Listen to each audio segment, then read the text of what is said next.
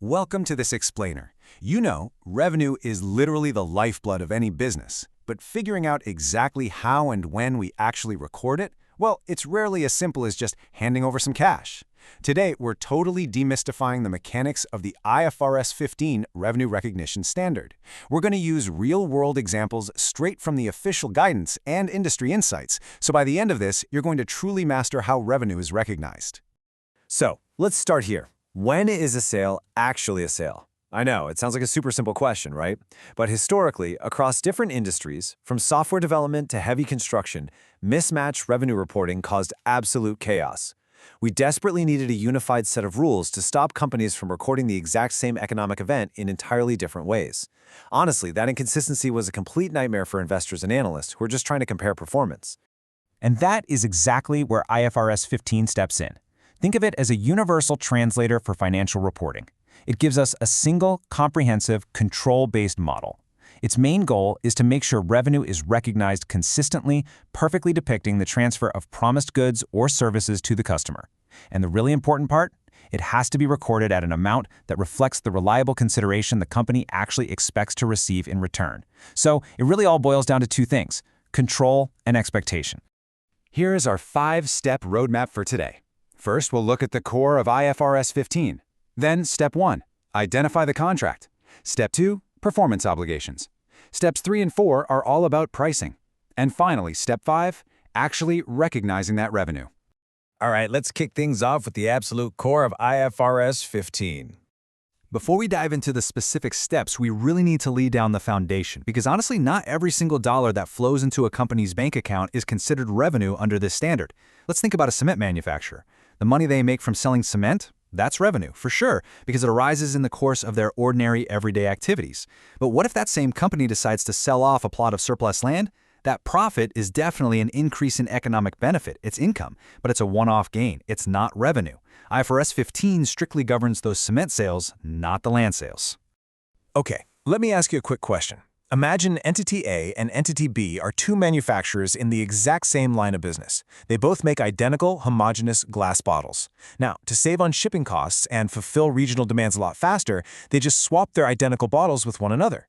Does either company recognize that swap as revenue? Think back to that core principle we just talked about. The answer is an emphatic no. These kinds of non-monetary exchanges between entities in the same line of business, done just to facilitate sales to customers, are strictly excluded from the scope of IFRS 15. Why? Well, because they lack commercial substance. You're basically just swapping inventory around to make logistics easier. You aren't actually earning any consideration from a true customer transfer. So that brings us to the actual framework. The entire control-based model is built around 5 highly logical steps.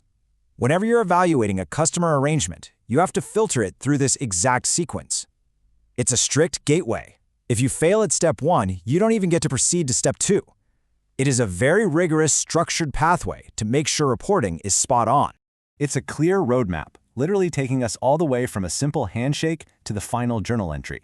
You identify the contract, you spot the obligations hidden inside it, determine the price, allocate that price, and boom, you recognize the revenue. Let's unpack the very first of these steps. Step 1. Identifying the contract. Look, just because you signed a piece of paper doesn't magically make it a valid agreement under IFRS 15. It has to hit all 5 of these specific economic criteria. Both parties absolutely must be committed, the rights and the payment terms have to be clearly identifiable, the contract needs true commercial substance, and critically, you have to have probable collection. Basically, if you sell a bunch of goods to a customer who is in deep financial distress and you don't reasonably expect to actually get paid, you cannot recognize a contract under Step 1. Moving right along to Step 2, performance obligations. Assuming you do have a valid contract, this is where things can get pretty complex. We have to figure out what is truly distinct. Let's use software as an example. Look at Case A, a routine software installation. You buy the software, someone installs it, but the software would be perfectly functional without that specific installation service. You could easily hire someone else to do it. Because of that, the software and the installation are completely distinct. But now look at Case B, heavily customized software that has to interface with the client's old legacy systems. The software and the customized service are highly interdependent. You literally can't separate them, so they combine into one single performance obligation. It's the exact same logic with large-scale construction. Think about building a massive hospital. A contractor is providing engineering, piping, wiring, and finishing. But you wouldn't recognize revenue separately for the wiring today and the piping tomorrow. Why? Because the contractor is providing a significant service of integrating all these various inputs into one final combined output, the hospital itself. Because of that massive integration effort, all those individual parts roll up into a single performance obligation. Now we're getting into the math with steps 3 and 4, pricing. So step 4 says we have to allocate the total contract price based on the standalone selling price, or SSP, of each good or service. But what happens if you literally never sell those items separately? Well, IFRS 15 gives us 3 specific methods to estimate them accurately.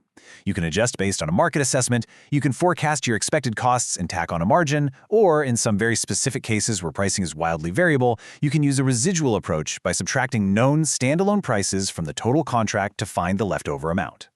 Let's actually put some numbers to this to see how allocation works in practice. Imagine a construction company agrees to build a hospital and a small adjacent pharmacy for a total negotiated price of $250 million. We have to allocate that total based on their relative standalone selling prices. If the hospital alone would typically sell for $280 million and the pharmacy for $20 million, that breaks down to a 93.3% to 6.7% split. We just take that total $250 million contract price and apply the discount proportionately to both buildings based exactly on that split. And finally, we cross the finish line with step 5, recognizing the revenue. Remember that core principle we talked about earlier? Revenue is recognized when control transfers. And this happens gradually, over time, if you meet any of 3 very specific conditions. 1. The customer consumes the benefits as you perform, like routine office cleaning. 2. The customer controls the asset as it's being built, like adding an extension onto a house they already own. Or 3. The asset has absolutely no alternative use to you, and you have an enforceable rights to payment for your progress. If you don't meet any of these 3 conditions, you recognize the revenue entirely at a single point in time, which is usually upon final delivery.